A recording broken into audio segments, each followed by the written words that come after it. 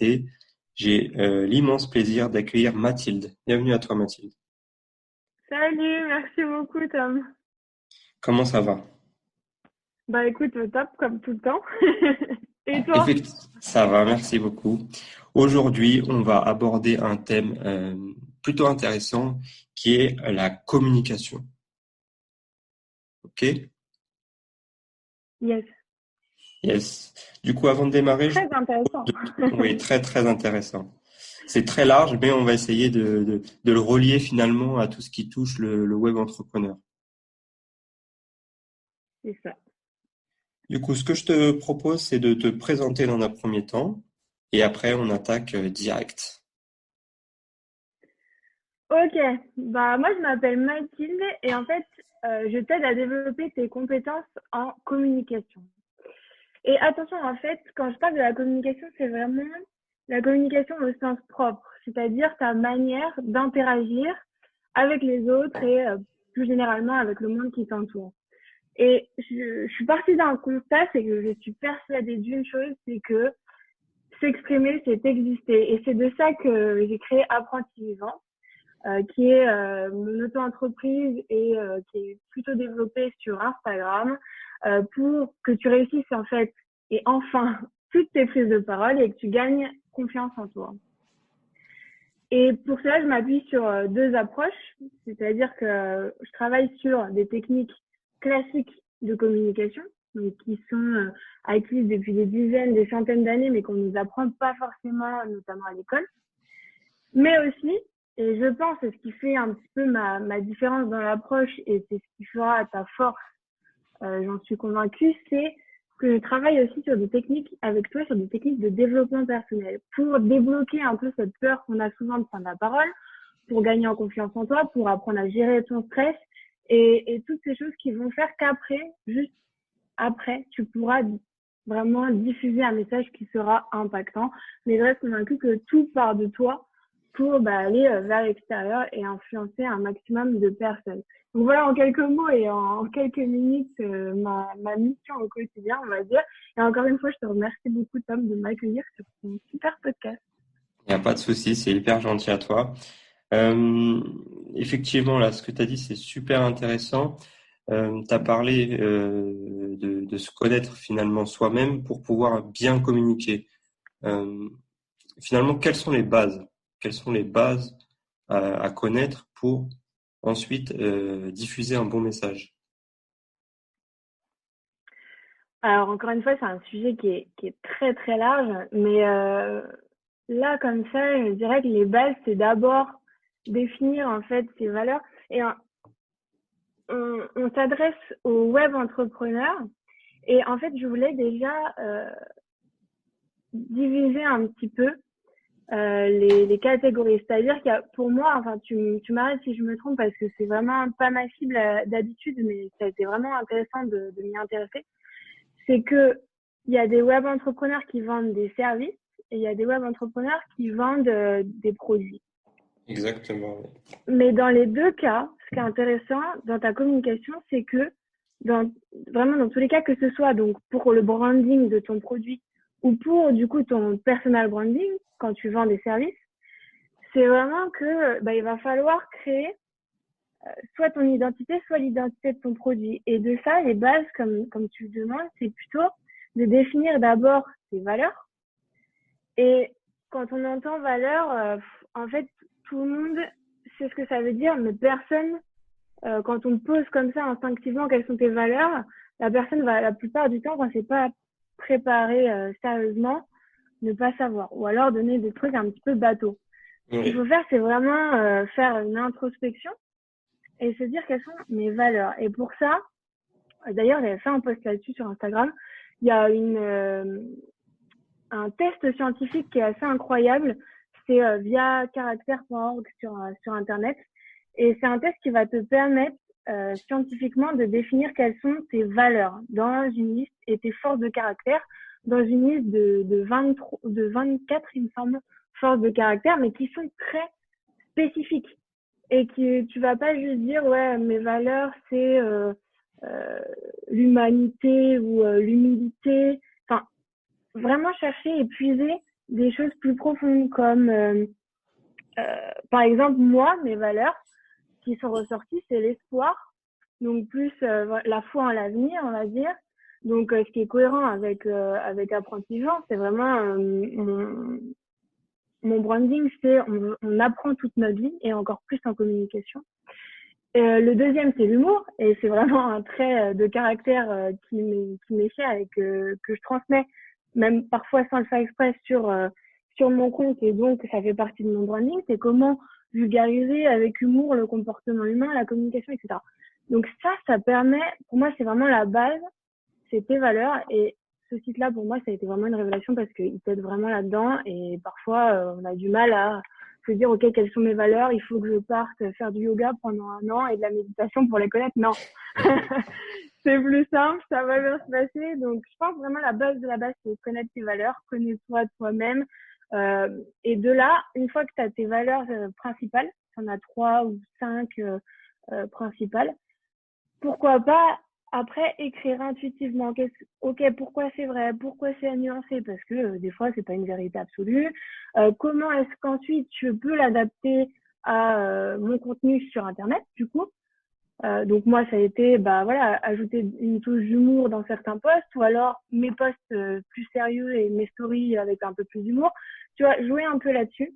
Et pour moi ça va être ce qui va faire que ton message va être impactant parce qu'il va te ressembler. Donc forcément, au bout d'un moment, ça va coller et ça va venir tout seul, on va dire. Oui, il faut pas s'inventer un personnage finalement, il faut vraiment parler, comme tu l'as dit, avec ses propres mots et qui correspondent à ses valeurs, quoi. C'est ça, totalement. Bon, bah, déjà, ça, c'est intéressant. Cet exercice, je pense qu'il est à faire. Tu me donneras le lien, on le mettra en description pour que les personnes puissent faire cet exercice. Je pense que ça peut vachement aider. Ouais, franchement, il me semble que mais c'est même sûr, c'est une étude américaine, donc américaine anglo-saxonne, donc c'est en anglais, donc faut avoir quand même. Après, il n'y a pas de temps, donc ça peut être traduit, il n'y a pas de souci. Mais je trouve que, en tout cas, j'ai pas trouvé mieux pour l'instant. Après, c'est le questionnaire gratuit le plus pertinent que j'ai trouvé, en tout cas. D'accord. Donc, j'espère que ça te sera utile. Yes, sûrement. Ok, alors du coup, si on retourne au sujet principal qui est du coup la communication sur les web entrepreneurs, comme tu l'as bien dit tout à l'heure, il existe différents types de web entrepreneurs. On a les personnes qui vendent des produits et des personnes qui vendent des services. Euh, voilà, quelqu'un qui souhaite démarrer finalement, allez, on va prendre l'exemple d'une personne qui vend des services, parce que c'est notre cas, on va dire. Comment Mhm. la personne va s'y prendre pour diffuser un message qui soit bon finalement et qui se casse pas la figure directement. Je vois ce que tu veux dire. Comment un novice, on va dire, ou enfin, peut-être pas un novice dans son domaine, évidemment, mais un novice sur Internet ou un novice dans la conviction et dans la persuasion sur Internet doit s'y prendre. En fait, en préparant ton podcast, j'ai plutôt pris l'angle de la définition antique de la persuasion, qui est basée sur 3 éléments, qui sont la confiance, la logique et l'émotion. Et en fait, dans mes accompagnements, je pars toujours de cette définition parce que je trouve qu'elle est super efficace. Ça permet en fait de faire trois colonnes et de noter dedans ce que j'ai fait dans ma communication sur Internet, ce que je peux faire et ce que je dois faire. Ok, ouais. Et l'alliance de ces 3 éléments va faire que ta communication va être optimale dans ta volonté de persuader sur Internet. Et c'est vraiment les bases des bases, mais pour justement un novice, c'est ta question, je conseillerais dans la case entre guillemets confiance, d'abord de travailler son apparence et son image. Parce qu'aujourd'hui, il n'y a plus vraiment de gap entre la communication sur Internet et la communication dans la vie réelle. Parce que on a tendance à humaniser Internet et à vouloir voir qui est la personne derrière le site Internet, derrière l'entreprise en ligne, derrière le compte Instagram. Donc aujourd'hui, c'est fondamental de faire attention, et je me place peut-être dans un autre siècle en disant ça, mais je suis convaincue que c'est encore d'actualité. Il faut faire attention à son apparence, et surtout sur Internet. Pourquoi? Parce que sur Internet, les gens peuvent te nexter en 20 secondes, ce qu'ils ne peuvent pas forcément faire dans la vraie vie quand tu as rendez-vous avec eux, ou alors il faut vraiment que ça se soit mal passé. Mais sur Internet, ton interlocuteur, il choisit s'il t'accorde du temps ou non. Donc, dans les premières secondes, c'est encore plus décisif que dans la vraie vie. C'est ton apparence et ton image qui jouent. Que tu le veuilles ou non, c'est comme ça. Ouais, tu vas te faire juger. Ouais. Donc, il faut la travailler. Et pour ça, je pense qu'il est indispensable de montrer sa tête. Ça donne confiance, c'est indispensable pour persuader. Franchement, chapeau aux personnes qui arrivent à vendre sur Internet sans sans donner signe de confiance. Donc, montrer sa tête. Donc, sur Insta, ça peut être des stories face cam. Aujourd'hui, c'est encore plus indispensable. Ça peut être plus simplement des photos. Et plus efficacement, des vidéos. Yes. Ensuite, il faut, je pense, de plus en plus faire entendre sa voix. Donc, encore une fois, et franchement, d'un point de vue totalement comportemental, on dit les stories Insta. Mais les stories Insta, c'est tout bénef. Tu montes ta tête, tu fais entendre ta voix. Enfin, c'est pas pour rien que ça marche, quoi. Donc, faire entendre ta voix, ça passe par des stories si on est sur les réseaux sociaux, ça passe par des podcasts comme tu le fais très bien, ou par des messages vocaux, si avant il y a eu un échange. Ça, pour la confiance, c'est indispensable, et de plus en plus de nos jours, parce que on a tendance à douter. Plus il y a de gens sur Internet, plus aussi il y a des escroqueries, etc. Donc forcément, et nous les premiers, mine de rien, quand on se place dans la position d'un potentiel prospect, nous aussi on va checker, on va googliser, on va regarder sur les réseaux, etc. Donc l'image et l'apparence, c'est indispensable. Que tu vendes des services ou des produits, c'est la même chose.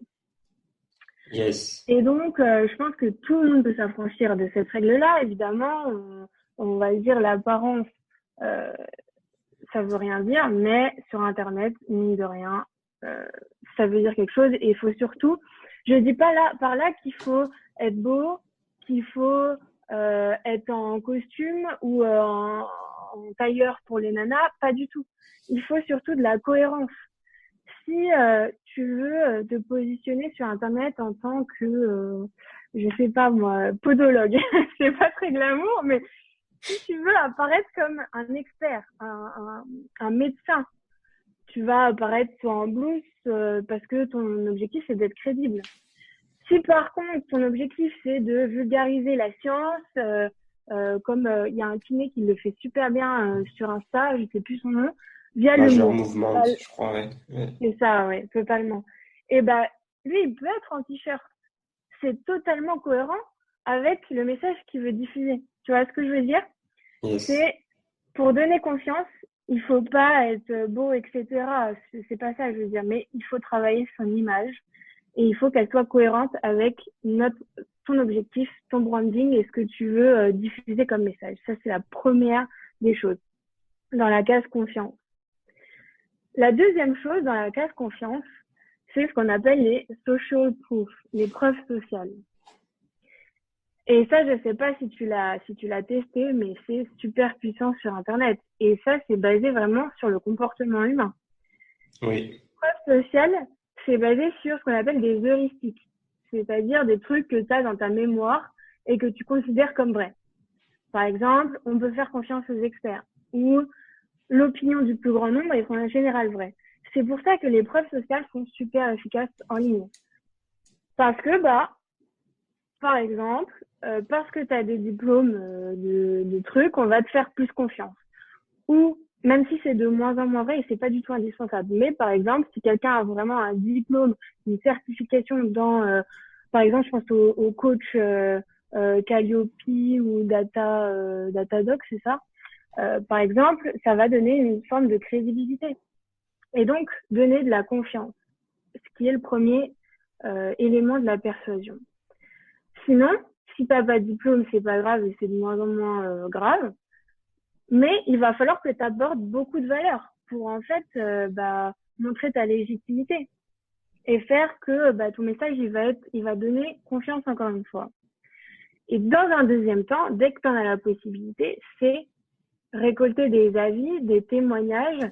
Et le plus efficace, encore une fois, c'est de montrer vraiment que c'est de vrais témoignages. Donc, passer par la voix ou par l'image, c'est encore mieux. Mais ça va permettre d'augmenter ton taux de légitimité et de faire marcher dans le cerveau de tes clients. Ok, donc ça, comme je fais confiance au plus grand nombre, parce que dans ma mémoire, j'ai des heuristiques qui me disent que c'est finalement une vérité, et je vais plus aller vers lui parce qu'il a plus de témoignages, donc je peux lui faire confiance, ou parce qu'il a plus de contenu avec beaucoup de valeur ajoutée, donc c'est un expert de son domaine. Ça, c'est pour la confiance. Et donc, travailler l'apparence et les preuves sociales, c'est indispensable. Honnêtement, si t'as pas ça, t'as pas un tiers de ce qui est indispensable dans la persuasion. C'est énorme. Oui. Énorme. Le deuxième aspect que j'évoquais, c'est la logique. Ça, il y a la moitié de la logique qui fait pas partie exclusivement de mon domaine. Ce que je veux dire, c'est que dans la logique, c'est en fait ton argumentation. Est-ce que ce que tu vends, ça tient debout? Donc ça, c'est toute la partie plus marketing. Ça, c'est à définir soit toi-même, soit avec un expert marketing, à quel besoin tu réponds, quelle est ta cible, tout ça. Moi, j'en ai besoin pour ensuite travailler la communication, mais tu vois, c'est pas non plus mon domaine d'expertise. C'est vraiment un truc spécifique qui se travaille en amont. Mais par contre, ce qui est indispensable, c'est de suivre la règle des 4 C. Je sais pas si tu le connais. Non, vas-y, explique-moi. C'est applicable dans la communication prise de parole, mais en fait, quand j'ai travaillé sur les web entrepreneurs, je me suis dit, mais c'est indispensable aussi en ligne. La règle des 4 C, c'est clair, court, cohérent et crédible. Clair, court, cohérent et crédible. D'accord, oui. Ça, c'est vraiment la base. Dans ton argumentation, dans la case logique de la persuasion, il faut que tu travailles ta cible, tout ça, la partie marketing, je te laisse faire toi-même, mais par contre, il faut absolument qu'à chaque fois, ce soit clair, court, cohérent et crédible. En ligne, c'est encore plus vrai parce que, je le répète encore une fois, mais les gens passent beaucoup moins de temps sur toi parce qu'il y a plein de concurrents, parce qu'ils n'ont pas le temps, parce que, tu vois, plein de choses comme ça.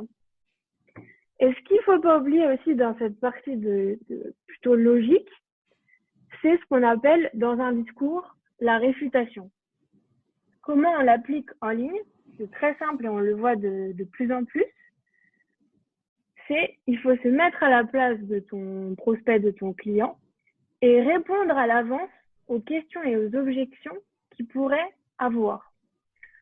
Donc, comment tu fais ça? Tu crées une foire aux questions sur ton site internet, par exemple, ou bien tu fais des posts Instagram sur ce thème, ou bien dans les témoignages que tu demandes à tes clients, tu leur demandes d'insister sur ce qui les rébutait au début.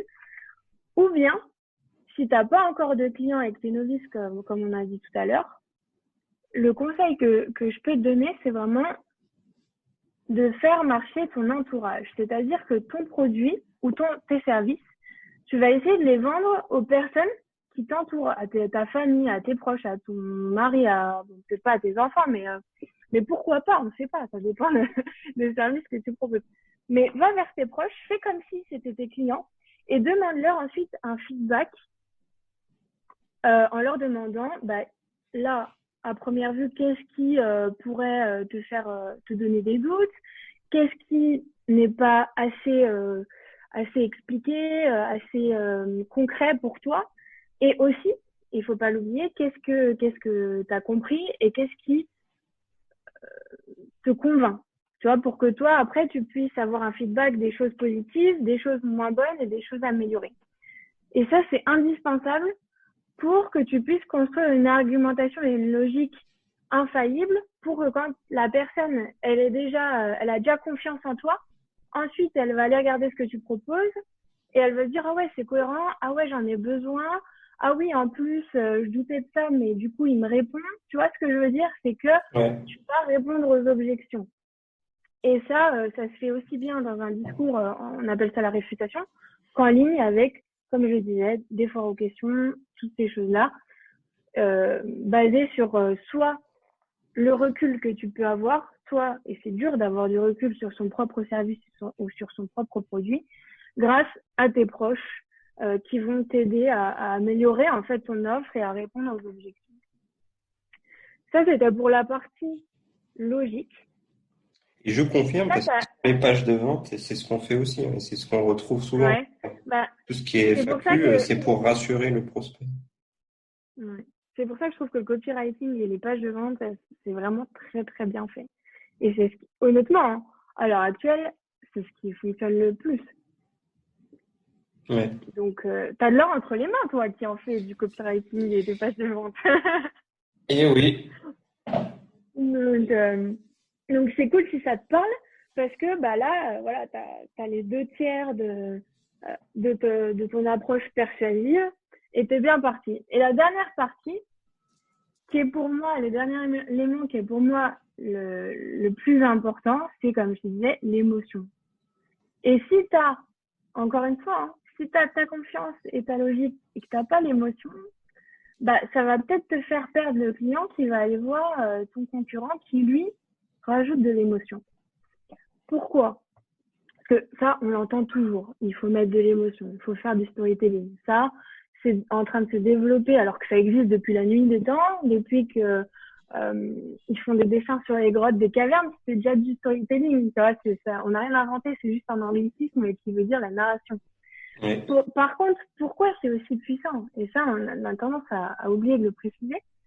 C'est que plus la personne elle sera affectée émotionnellement, moins elle sera objective et critique. Ça veut dire que si dans ta logique, bah elle a une objection, si tu mets de l'émotion, elle ne pensera même pas à cette objection parce que bah plus la personne sera affectée émotionnellement, moins elle sera objective et moins elle sera critique. Ça, c'est vraiment un gros avantage. Ça peut vraiment devenir ton avantage concurrentiel. Et la concurrence est très rude en ligne, donc c'est vraiment à ne pas négliger. Si par exemple, tu vends des services, comme on disait, c'est toi que les gens achètent.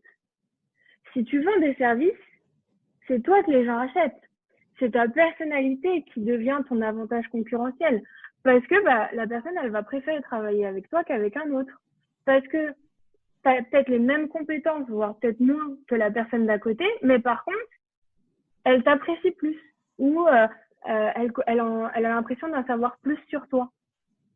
Tu vois ce que je veux dire? C'est aussi Oui. pour ça que c'est important comme on l'a vu dans la première partie qui était la confiance, c'est important de bah, faire des facecam, faire des vidéos, que les personnes, ta communauté, il faut qu'elle ait l'impression de te connaître. Et si les gens achètent, c'est soit parce qu'ils s'identifient à toi, soit parce qu'ils veulent devenir comme toi ou comme tes clients. Mais pour ça, il faut évidemment que tu communiques là-dessus. Pour qu'ils s'identifient à toi, il faut qu'ils te connaissent. Pour qu'ils veulent devenir comme toi ou comme tes clients, il faut qu'ils sachent les résultats que tu obtiens ou que tes clients obtiennent. Et ça, c'est de la communication et c'est de la communication émotionnelle. Parce que bah, quand tu vas raconter l'histoire de ton client, quand tu vas raconter ton histoire personnelle, comment tu as obtenu tes résultats ou comment tu as galéré pour obtenir ce que tu as eu et donc comment tu vas faire gagner du temps à la personne qui va travailler avec toi parce qu'elle aura pas besoin de galérer comme toi. Toutes ces choses-là vont faire que bah, tu vas rajouter un impact émotionnel et bah, la personne va s'attacher à toi sans faire exprès, va te suivre ou alors elle va bah, te zapper. Et c'est très bien pour toi parce que bah, je sais pas si tu vois ce que je veux dire, mais quand tu vas raconter une histoire, il y a les gens qui vont s'identifier et donc ces personnes-là, c'est des prospects, voire des clients, et les gens qui vont pas s'identifier, mais c'est des gens que t'aurais pas envie de travailler avec eux. Ouais. C'est très bien comme ça, tu vois. Ça sert à rien d'avoir une énorme communauté si les gens ils sont engagés à 50%.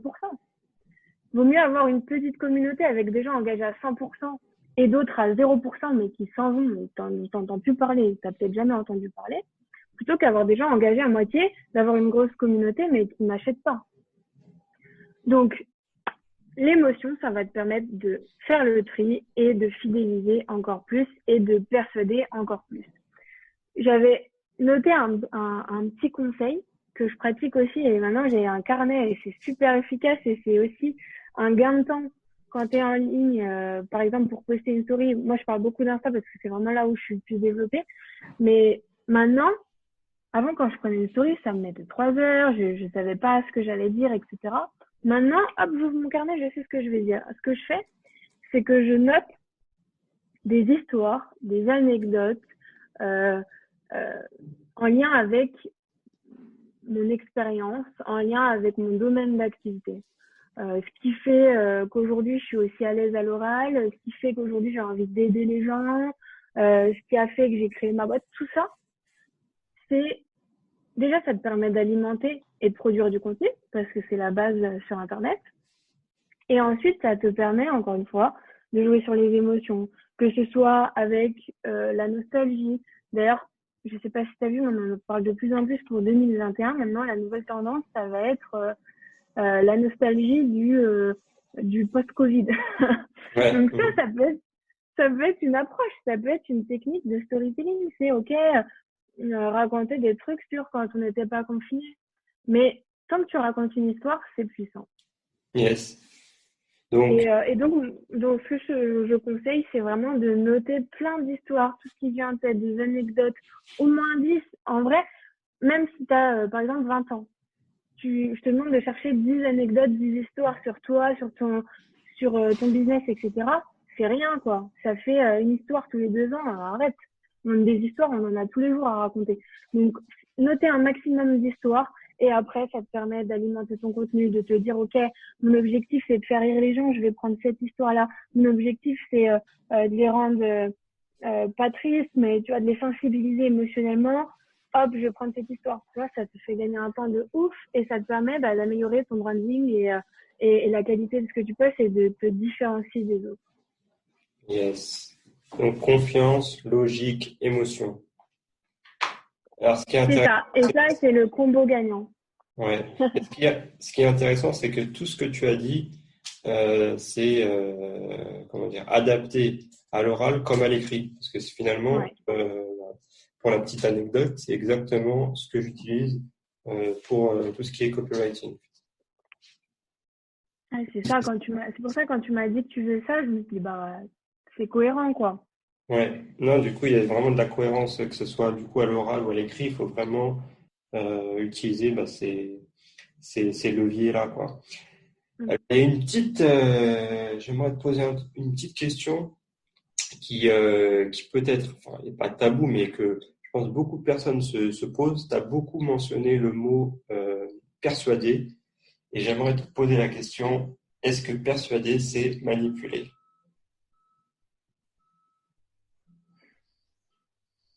Alors, C'est large, je sais,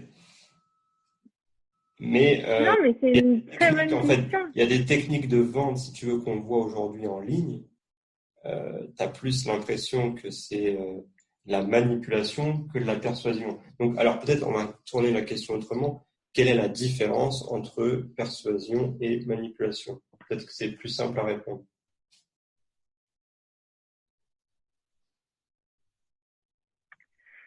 Alors, j'ai besoin d'un petit temps de réflexion parce que j'ai mes idées. Ouais, En fait, ce qui me dérange avec le mot manipulation, et ce qui dérange les gens globalement, c'est qu'il a une connotation qui est négative. Et oui, que tu vas entendre manipulation, tu vas te dire, waouh, je suis en danger. Tu vois, ton cerveau, il va s'allumer, enfin, même s'il s'allume pas, on est d'accord, mais il va réagir en se disant, ou manipulation, je suis en danger. Ouais. Comme le cerveau, il a deux missions principales, c'est subvenir à tes besoins primaires et fuir le danger, forcément, le mot manipulation, déjà, il est mauvais, il est connoté négativement et il peut rien amener de bon. Donc, encore une fois, c'est à nuancer et c'est ça aussi le pouvoir des mots, c'est que de manipulation à persuasion, tu changes un petit peu l'angle et tu donnes une dimension qui est moins négative. En tout cas, pour moi, persuader, il y a rien de mal là-dedans. Au contraire, en effet, enfin, tu vois, dans ta vie de tous les jours, tu vas persuader. Quand tu vas demander une augmentation, quand tu vas demander à ton copain de faire la vaisselle, quand tu vas demander une réduction sur un produit, etc. Dans toute ta vie, tu persuades des gens et tu te fais persuader. Mais je trouve qu'il n'y a rien de mal là-dedans, parce que sinon, enfin, les êtres humains ne seraient pas différents du reste des êtres vivants sur Terre. Donc, la manipulation, c'est la connotation qui est négative et ce mot est désigné pour des gens qui vont intentionnellement te faire faire. En fait, c'est la différence entre persuasion et manipulation, c'est la même qu'entre coercition et persuasion. C'est-à-dire que la coercition, tu vas faire aux gens ce que tu veux, faire aux gens ce que tu veux qu'ils fassent. Alors que la persuasion, tu vas donner envie aux gens de faire ce que tu veux qu'ils fassent. Tu vois un petit peu la nuance, c'est que t'imposes rien, tu suggères. Et en fait, tu vas chercher, moi dans la persuasion, je vais chercher ce qui fait que la personne instinctivement, par rapport au comportement humain, va avoir envie de faire ce que j'ai envie qu'elle fasse. Alors que la manipulation, c'est forcer, c'est tricher un petit peu pour forcer quelqu'un à faire ce que tu veux qu'il fasse. Ouais, c'est pas C'est très ça, éthique, quoi. selon moi, c'est vraiment ça la nuance. Après, ça dépend encore une fois du point de vue de l'éthique, etc. Mais je trouve qu'il faut arrêter de diaboliser la persuasion parce que sans persuasion, on fait rien. Quand tu as un objectif, quand tu as envie que quelqu'un fasse quelque chose, il faut essayer de le persuader, de le convaincre. Il n'y a rien de mal à ça. Il y en a, c'est leur métier. En politique, c'est leur métier. Quand tu es commercial, c'est ton métier. Et je trouve que c'est très noble de persuader au quotidien. Enfin, quand tu as des convictions ou quand tu es persuadé que quelque chose marche, il faut essayer. Après, il faut jamais forcer, mais il faut essayer. Mhm. Bon, c'est bien que tu aies pu répondre à cette question, parce que la barrière, finalement, Elle est mince. ouais, elle est mince. Et du coup, c'est important de dire que persuader, finalement, euh, c'est, comment dire?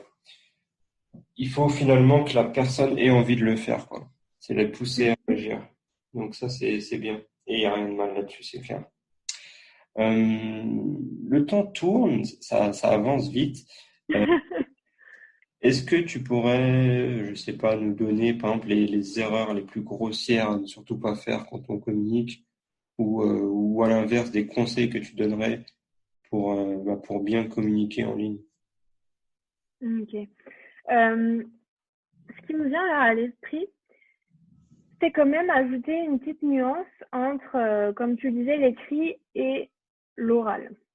C'est qu'il y a beaucoup enfin, c'est même, en fait, ce que tu appliques à l'écrit, la plupart du temps, il faut l'appliquer à l'oral, même si il faut pas, tu parles pas comme t'écris. Au niveau Mm. purement de la syntaxe, je veux dire, l'écrit, il doit être beaucoup plus travaillé. L'oral, c'est encore différent, tu vois. Il y a une musicalité, il y a des figures de style qui sont beaucoup plus pertinentes à l'oral qu'elles le sont à l'écrit et inversement. Et ce qui différencie le plus la page de vente de, par exemple, tes vidéos ou ton podcast, etc., c'est que, faut pas l'oublier, dans la communication, la majorité de la communication, elle est non verbale. Elle est dans tes gestes et dans ta voix, dans ton intonation. Donc l'écrit c'est bien, mais ça suffit pas. Les mots c'est bien, mais ça suffit pas du tout. Et donc je suis convaincue, mais ça c'est parce que aussi c'est mon domaine, c'est que l'oral est beaucoup plus puissant que la page de vente. Je pense, et on le voit, enfin, arrête-moi si je me trompe, mais dans les pages de vente maintenant, je vois beaucoup plus de vidéos C'est ce que j'allais dire. avec la personne qui t'interpelle et qui dit, tu vois, Ouais. ça, c'est pas juste pour faire joli. C'est parce que ça marche beaucoup mieux. C'est que, bah, encore une fois, tu vois, la personne, elle va te voir, donc elle va avoir plus confiance, ou au moins elle va pouvoir mettre un visage sur tes mots. Tu vois, le copywriting, c'est super puissant parce que, bah, par exemple, tu regardes tes mails, tu pourrais pas écouter quelqu'un. Par contre, ça a un peu un effet pervers de plus en plus parce qu'on en voit de plus en plus, donc on se méfie de plus en plus. Donc, tu vois, après, ça fait la différence entre les bons copywriters et les moins bons. Mais je pense qu'il y a un avantage considérable à prendre la parole, à diffuser son message via la voix et via les gestes, que ce soit sur Internet ou dans la vie, c'est beaucoup, beaucoup plus puissant. Et donc, tu me demandais les erreurs à pas faire. Donc, je pense qu'une des erreurs, c'est de passer que par l'écrit, que ce soit que par l'écrit via des posts Insta, tu sais, des textes, par exemple. Et d'ailleurs, c'est une erreur que moi, j'ai faite en lançant mon compte Instagram. C'est qu'au début, je faisais que des typos. Donc, c'était un fond avec du texte, pardon, et des articles de blog. Mais au bout d'un moment, je me suis dit, mais attends, tu t'aides les gens. Après, au début, c'était pas totalement défini parce que je me disais, peut-être que je dois faire plein de trucs, c'est-à-dire aider les gens à parler, mais aussi à écrire, mais aussi, tu vois, je me Mm. disais, non, mais la prise de parole, c'est trop spécifique, donc ça va pas marcher, alors que c'est totalement l'inverse. Plus t'es spécialisé et mieux c'est. Mais au début, on fait tous des erreurs, et moi, j'ai fait celle-là. C'est que je voulais tout faire, et donc, mon compte Insta, à la base, c'était mes articles de blog et du texte. Et quand je me suis spécialisée en prise de parole, parce qu'il s'avère que c'est là où j'avais le plus de connaissances et le plus d'envie. Tu vois, quand je me suis dit, dans 5 ans, qu'est-ce que tu veux faire? C'est, je veux coacher des gens quand ils prennent la parole, des conférenciers ou des youtubeurs, etc. Donc, je me suis spécialisée. Et là, je me suis dit, mais en fait, feu quoi, il faut pas faire cette erreur de juste écrire, il faut parler et il faut se montrer.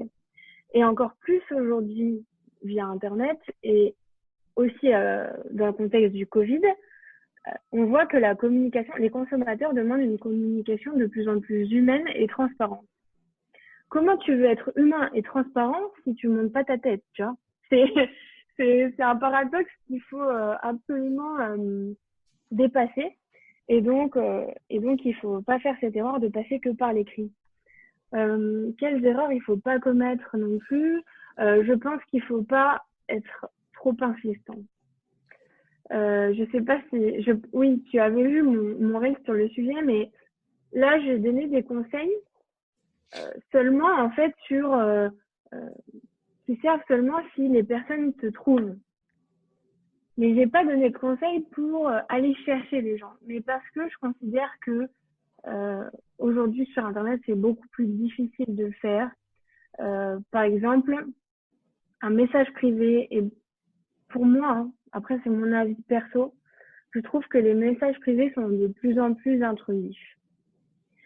Et que bah, comme il y a de plus en plus de gens qui sollicitent par ce biais-là, euh, tu perds un peu en crédibilité en passant par là. À part si c'est vraiment personnalisé.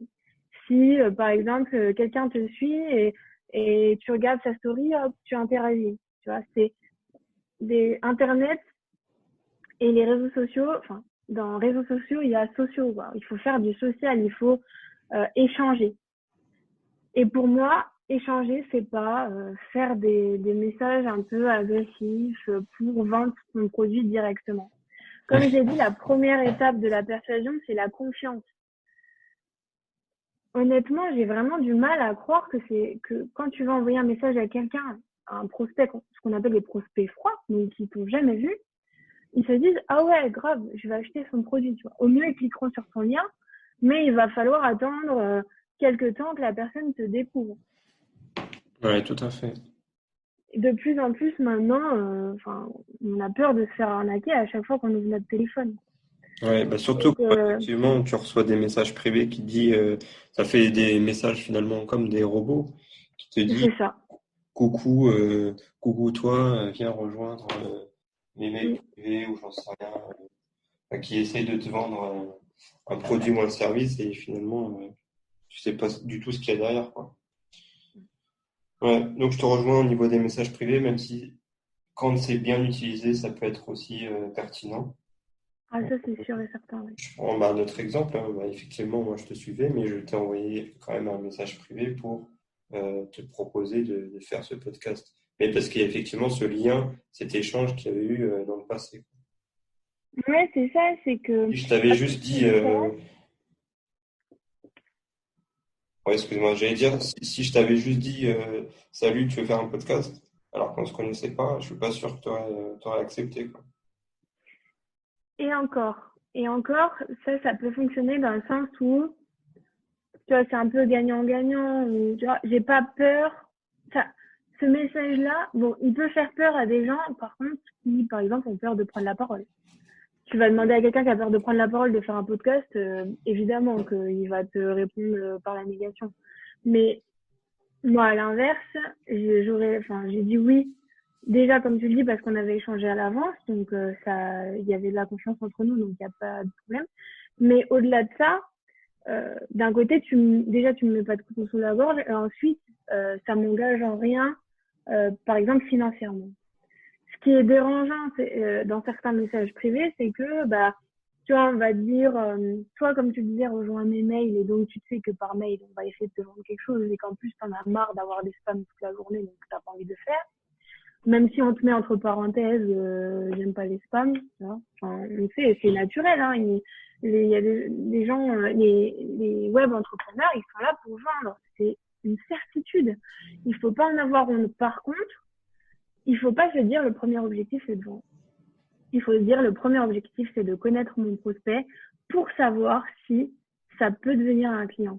Il faut se mettre, tu vois, il faut changer son point de vue en mode, il faut pas dire, ok, chaque personne sur Terre et donc sur Internet, je veux lui vendre mon produit. Il faut se dire, je veux d'abord connaître les gens pour ensuite savoir s'ils sont légitimes à utiliser mon produit. Et ça crée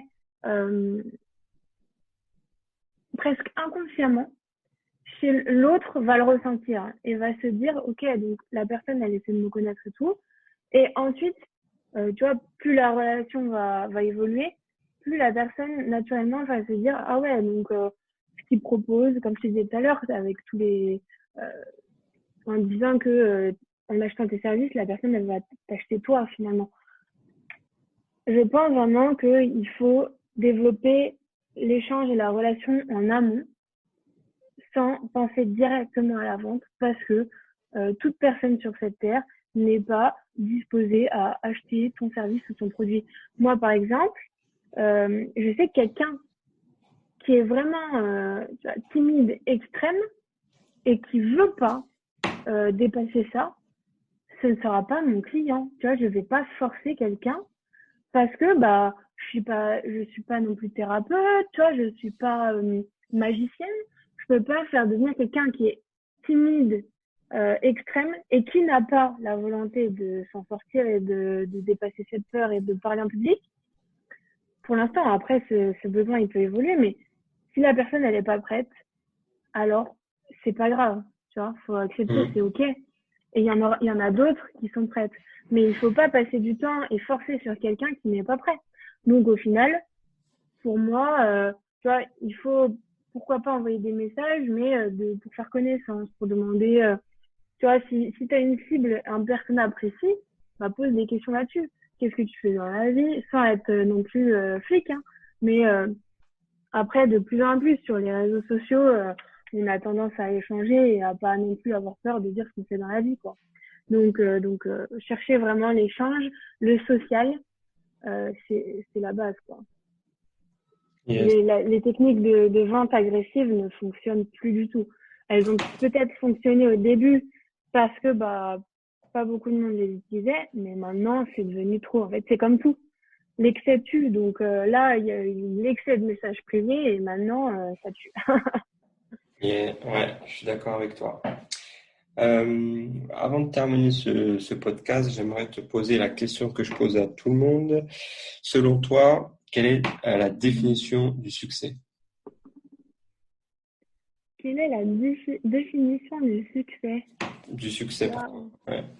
Comme ça, sans réfléchir. Moi, sans réfléchir, je me dis que j'aurais atteint le succès quand j'aurais atteint mon pourquoi. Et mon pourquoi, c'est comment je peux aider un maximum de personnes à porter leur message qui est aujourd'hui inaudible. Et ça, en fait, tu vois, mon objectif, c'est pas de gagner ma vie, c'est vraiment d'aider un nombre précis de personnes. Et ce nombre-là, il m'appartient, tu vois, mais quand je l'aurai atteint, ok, je me dirais ça, c'est le succès, tu vois. Par contre, quand je l'aurai atteint, hop, je me fixerai un autre objectif et hop, j'aurai ma définition du succès évoluera. Bien Mais sûr, je oui. pense que le succès, c'est vraiment atteindre son objectif, mais son objectif qui est aussi son pourquoi. Pas seulement son objectif, par exemple, financier. Ouais. Ok, super. Alors, où est-ce qu'on peut te retrouver si on a besoin de tes conseils ou de euh, oui, si on a besoin de toi? Alors, bah, comme je le disais, j'ai mon compte Instagram, c'est apprenti.vivant, où je suis majoritairement, pour l'instant, je me concentre vraiment là-dessus. Et ça me prend d'ailleurs beaucoup de temps. Et sinon, bah, j'ai aussi un mail qui est, bah, qu'on peut retrouver directement sur la page Instagram. Et j'aurai bientôt un nouveau site internet parce que j'ai tout perdu, voilà. Ok, bah cool. Je pense que Mais ouais, il y a de quoi faire avec tout ce qu'il y a là. mm. Oui, c'est ça en fait. Pour l'instant, mon Instagram est très bien fourni et je l'alimente tous les jours. Donc, je pense que j'ai pas besoin de plus et j'ai pas besoin de me prendre la tête sur d'autres trucs. Ça viendra au fur et à mesure, mais je suis très disponible sur Insta et ça marche bien comme ça. Et j'ai une jolie communauté qui augmente de plus en plus et je suis ravie que tu en fasses partie et que potentiellement les gens qui écouteront la rejoignent. Super. Bah écoute, je te remercie en tout cas. C'était un très bon. Merci à toi, hein. Franchement, enfin, ça me fait vraiment plaisir que tu m'aies donné cette opportunité. C'est vraiment très gentil de ta part. Il y a pas de problème. Donc, si on doit retenir quelque chose aujourd'hui, c'est pour persuader, il faut la confiance, la logique et l'émotion. Yes, Ou les trois, les et là deux. on est optimal. Super. Bah écoute, je te remercie. Et puis, Merci à toi, Tom. bonne réussite à toi.